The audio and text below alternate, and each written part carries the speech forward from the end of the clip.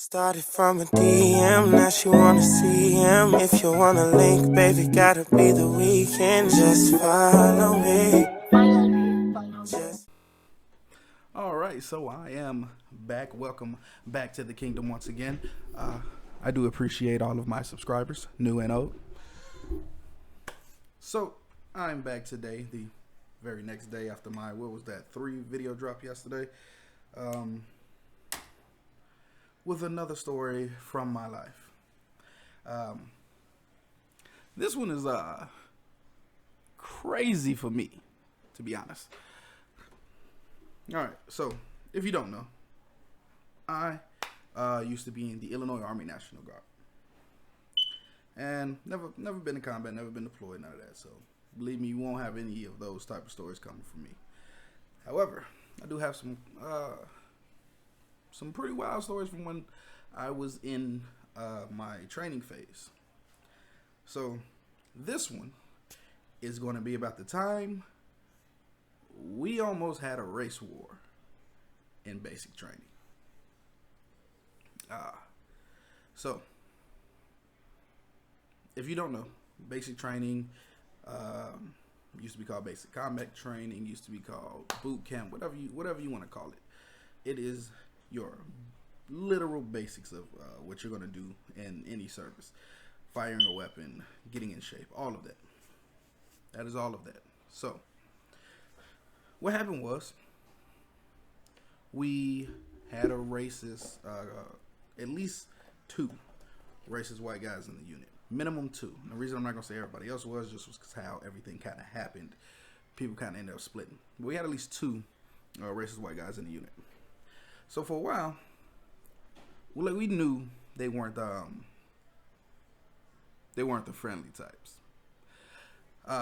So what happens is you go on through basic, they're dicks, they're assholes to everybody, blah, blah, blah, whatever.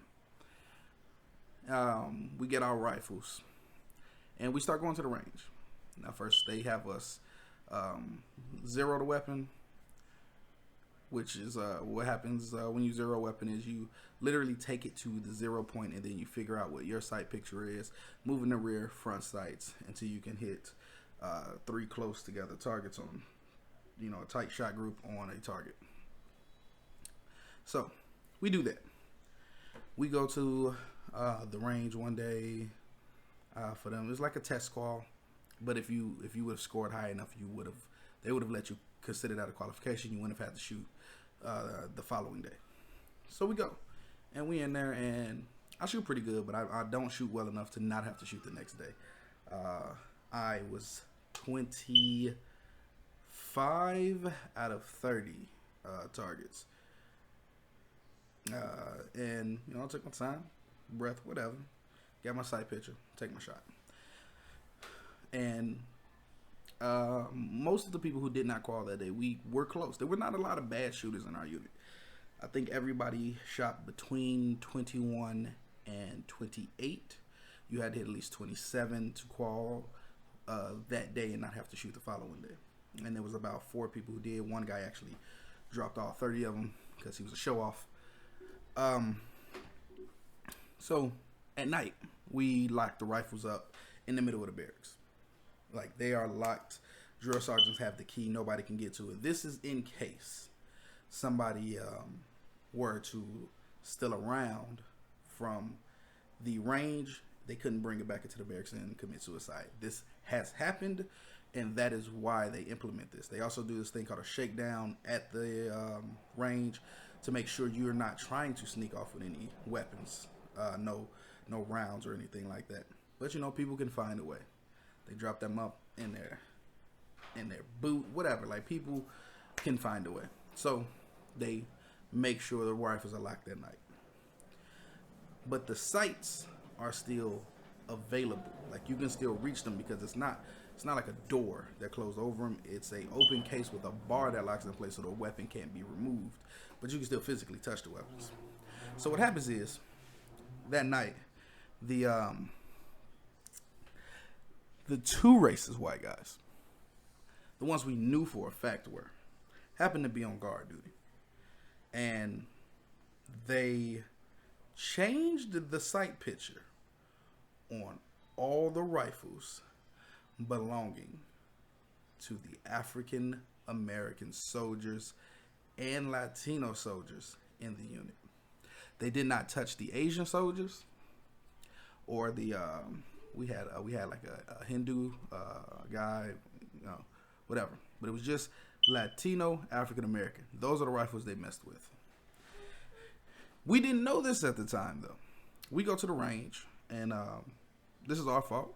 We should have we're supposed to mark down what our sight pitch, our things are. So if something happens, we can re-sight them ourselves as quickly as possible. We're supposed to check to make sure our sight has not changed. We didn't do this. So we go. We're at the range, and you got to hit, I believe it was just like 21 to pass, to be considered qualified. And I'm missing targets. And I'm like, what's going on? So by my third shot, I realized there's something wrong with my sight picture, but I can't fix it. So I use my fourth shot to figure out what the problem is. Where am I shooting compared to where I'm aiming? And so because of that, I do this thing which is very much frowned upon called Kentucky windage. What that means is you see where your round is landing compared to where you're aiming. So you aim differently to make the round land where you want it to. So I was shooting and my rounds were landing down and to the right of where I was aiming. Meaning that if I was shooting at the torso, I was completely missing the targets. Some targets was flat out hitting the dirt. Other targets I was missing off to the bottom right of them for the four silhouetted targets. So Kentucky windage, I'm like, all right, cool. I start shooting just above the right shoulder, the left shoulder of the target, which drops my rounds into the center of it. So I qualify. The longer targets I still missed because they're farther away. I do not have great eyesight. Wasn't able to hit them. So, going on from that, we find out from one of the other white guys who was on guard duty that night, because they have a total of 4 of us on guard duty. One would be at the front door, one at the back door, 2 would patrol the interior of it. So one of the guys was at the front door. He told us what happened. He was like, yeah, I saw such and such over by the rifles in the middle of the night, and I wasn't sure what he was doing. But based on what all of you guys are saying, he must have changed your sight pictures on everybody's rifles. And we like, oh, that's what he did, huh? So one of the guys, he confronts him, and he's like, yo, did you do this? And he's like, yeah. He's like, what are you talking about? First of all, even if I did, what you gonna do about it? But no, I didn't do it. Now, the guy who went to confront him happens to be a brother from New York. Now, if you know New York brothers, if you know Cali brothers, and you know Chicago brothers, even those of us who aren't the hoodest niggas, there's a level of disrespect that you cannot portray to us. So that almost started it right there. But drill sergeant walked in, everything calmed down. We like, all right, whatever, boom, boom. We have combatives. One of the guys link up with him, beat the brakes off of the guy who did this. Mind you, dude is easily like 5'6", 5'5", real small guy. Dude he got linked up with was 6'2", and combatives. Hey man, he got the brakes beat off him during training. You feel me? So that wasn't enough. So a couple weeks go past. We're all cleaning the barracks, and as black people, I wanted to do, we started singing R&B songs while we were cleaning, because why not? You feel me? And then what we were supposed to do on Sundays, you would take the linen off your bed, get it, pass it down. Everybody's linen is picked up, your pillowcase, sheets, all of that, your cover, all of that. And we take them down to be shipped off to be cleaned, and they give us fresh linen. We come upstairs, we change it. One guy one of the black guys in the unit made his bed perfect one time, used bungee cords to hold it down, and was sleeping on top of it in his sleeping bag, meaning his sheets and stuff never got dirty because he never even sat on his bunk. After he made it that one time perfect, he was like, boom, I'm done. So he never turned in his linen. Drill sergeants didn't really come in on Sunday, so they never knew about this. So what happens is, while we're all gone, we come back upstairs, and his bed's been pulled apart.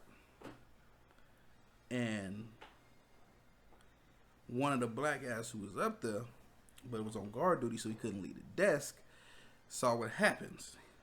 So we come in there, we like, damn, did a drill sergeant come back and pull your bed apart? Because after we dropped the linen off, it's not the same people. Like, it's not like the people we drop it off to give it to us. We drop it off. We went to like church or something. We came back. They used to feed us at church. We used to take naps at church. Drill sergeants couldn't do nothing. Church was love on Sundays. So we come back, his bed's pulled apart. We thinking it's a drill sergeant that did it. We're like, dang, they found you out. For some reason, drill came up in here. No, that's not what happened. So the guy who was on guard duty at the front, he'd tell us what happened. The other racist white guy, not the little short one who got beat up, the one who was usually with him, he grabbed my man's sheets because he saw the bed was made, was upset for some reason, pulled them off and just sprawled them everywhere. Everywhere. So he tell us what happened. And one of the guys go, hey, yo, did you pull my sheets off my bed? This dude, he's like, yeah, I pulled them off because you're supposed to take them off so they can be washed on a regular basis. And we like, wow, buddy admitted to it. And I'm like, but he kind of had a point. You know, bro, you were supposed to. This wasn't causing a race issue. What happened was my man was upset. Massively upset. I'm talking, he was about to whoop this man's ass type of upset right then and there. But he didn't do it. Instead, he walks over to his bunk where he's just got brand new fresh linen issued to him. He grabs it all in one hand, balls it around his hand, and in one snatch yanks it completely off the bed. Wild. Flings it on the floor. Tells him, yo, make your bed, bro. Looks a little messy. Now at this point, well, I feel like dude definitely did it to mess with Buddy, but he was in the wrong. He's now exasperated the situation. But what was the tipping point? Was the white guy turned around and said, hey, yo, what's your problem, you fucking monkey? Let me say that one more time. He turned around and said, what's your problem, you fucking monkey? Before anybody else could say anything, I stood up. I looked over there and said, what? Did you just call him? He was like, no, it's not like that. I didn't mean to say it. I wasn't trying to say like a monkey like that. I'm saying because of what he did. At this point, though, I'm heated too. So are the other 6 black guys. We are mad outnumbered too because there are like 14 white guys. And one of them is the size of fucking Paul Bunyan. Right? He's a giant white dude. But we did not care at that moment. I stood up and walked over there with the guy who got called the monkey. And we're the first 2. We're like, bro, say it again so we can hear you clearly. He's like, I said, why would you snatch my sheets off my fucking bed? We like, I don't think that's what you said. How about you say that one more time so, you know, we sure on what we about to do, what we finna do. So at this point, the other white guys stand up. They all like, hey, yo, calm down. It ain't even like that. At that moment, all the other black dudes just came across the barracks. They was like, so what y'all trying to say? What y'all trying to do? Now, mind you, every black dude in the unit was either from Chicago, Chicagoland area, New York, or the surrounding area, LA, or the surrounding area, or New Orleans. That was wild, right? So, we are literally squaring off because the guy who got called the monkey says, hey, y'all need to sit down. Because this ain't got nothing to do with y'all. But if y'all wanted to have something to do with y'all, they can have something to do with y'all. Now, I'm cool with one of the white guys. And he look at me, he like, hey, yo, man, like, we just trying to keep the peace. And I tell him, you can't keep the peace by protecting this man. If you try to keep the peace by protecting this man, you're going to cause an issue that you guys not ready for. Like, y'all not thinking about this. Mind you, again, it's like 14 of them and 6 of us. We are outnumbered. You know how many of us cared? None. We didn't care. We did not care. We had pent up aggression. This was like week 6 in there. Like almost. It was close to the end. It was close to the end. So we had been there, locked up, and it was just anger everywhere. All right, anger was everywhere. So at this point, powder keg literally about to explode like that.